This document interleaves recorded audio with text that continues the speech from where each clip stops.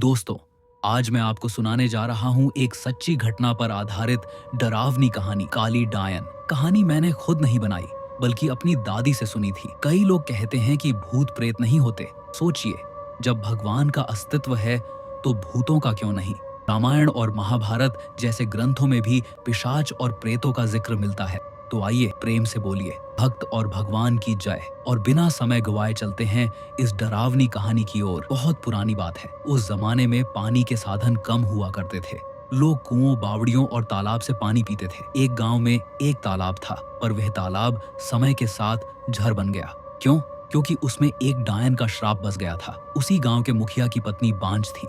शादी को सालों हो गए, पर बच्चा नहीं हुआ। लोग उसका मुंह तक देखना पसंद नहीं करते थे। एक दिन गांव में एक फकीर बाबा भिक्षा मांगने आए। मुखिया की पत्नी का हाथ देखकर बोले, तुम्हें संतान नहीं है ना? और फिर धीरे से कहा, अगर तुम्हें पुत्र चाहिए तो अमावस्या की रात को एक अकेले बेटे की बलि देना, उसके खून से अपने बाल धोना और कुएं के पानी में उस खून की 2 बूंदें मिलाकर पी लेना।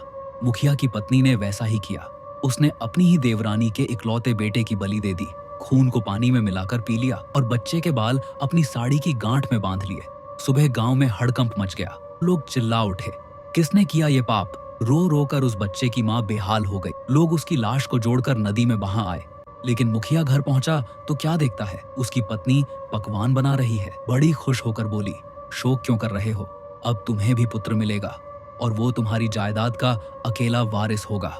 मुखिया गुस्से में तलवार ढूंढने लगा, लेकिन जब कमरे में गया तो देखा सारे कपड़े खून से सने पड़े हैं। तलवार पर भी खून लगा है। उसे सब समझ आ गया।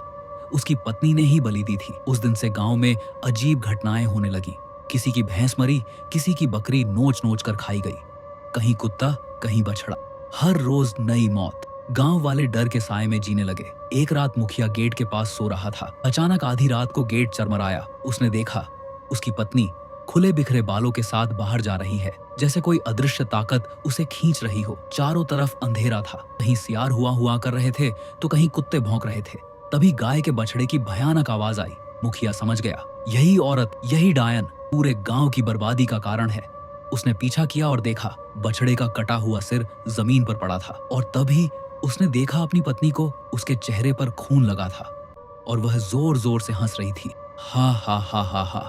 और उसी रात से लोग उसे काली डायन कहने लगे। आज भी कहते हैं उस तालाब का पानी जहर है और अमावस्या की रात को कोई औरत वहां बिखरे बालों में घूमती नजर आती है।